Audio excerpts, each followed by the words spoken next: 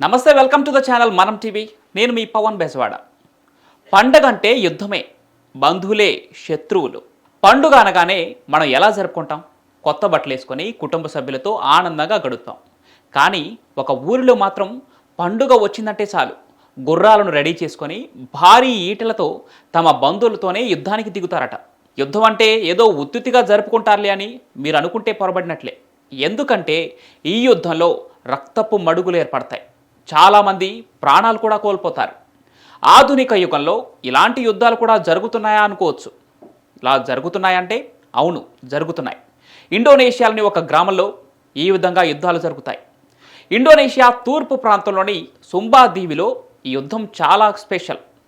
పసోలాగా పిలుచుకునే ఈ పండుగను ప్రతి సంవత్సరం ఈ మార్చి నెలలో జరుపుకుంటూ ఉంటారు. వీరికి మార్చి నెల వస్తుందంటే చాలు గుర్రాలను, పదునైన ఈటలను సిద్ధం చేసుకొని తమ ఊరి ప్రజలతోనే యుద్ధానికి దిగుతారు.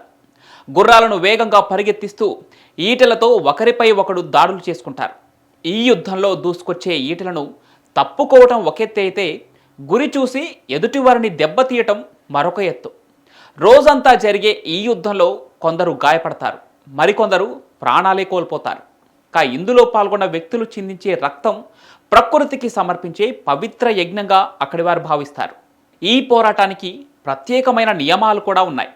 యోధులు తమ గుర్రాలపై ముందుకు వెళ్తూ తమ వీరత్వాన్ని నిరూపించుకోవాలి.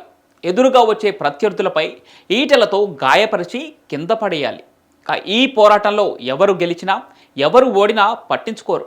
ఎందుకంటే యుద్ధం జరిగితే భూమికి రక్తం అందుతుందని, అది పంటలకు బలాన్ని ఇస్తుందని అక్కడి ప్రజల ప్రగాఢ విశ్వాసం. గ్రామంలో పెద్దవారు, మహిళలు, పిల్లలు అందరూ ఈ పోరాటాన్ని చూస్తూ కేకలు వేస్తారు. ఎవరైనా కింద పడితే అతన్ని గొప్ప యోధుడిగా భావిస్తారు. ఈ యుద్ధం ముగిసిన తర్వాత ప్రత్యర్థులుగా పోరాడిన వారే రక్తపు మడుగులో కూర్చొని కలిసిమెలిసి భోజనాలు చేస్తారు. పసోలా పండుగ వారికి ఒక పోరాటం కాదు, అది ఒక తెగ గౌరవానికి నిలువెత్తు నిదర్శనమని చెప్పవచ్చు. ఈ పసోలా పండుగ వెనుక ఒక చరిత్ర కూడా ఉంది.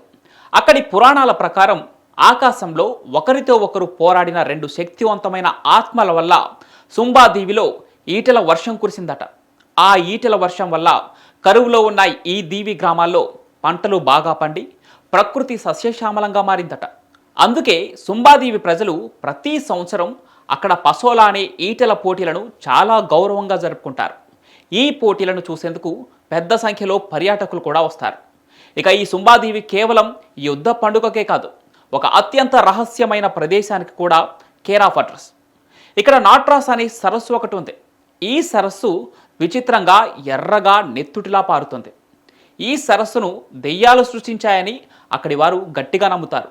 ఈ సరస్సులో మనుషులు కానీ, జంతువులు కానీ లేదా పక్షులు కానీ అడుగు పెడితే రాళ్లుగా మారిపోతాయట.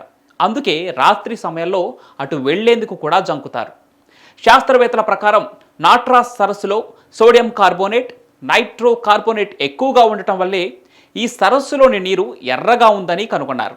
కానీ జంతువులు, పక్షులు ఎలా రాళ్లుగా మారుతున్నాయో మాత్రం కనిపెట్టలేకపోయారు. ఇది ఇప్పటికీ మిస్టరీగానే ఉంది. చూశారు కదా, ఈ వీడియో మీకు నచ్చినట్లయితే లైక్ చేసి ఈ వీడియోపై మీ అభిప్రాయాన్ని కామెంట్ రూపంలో తెలపండి.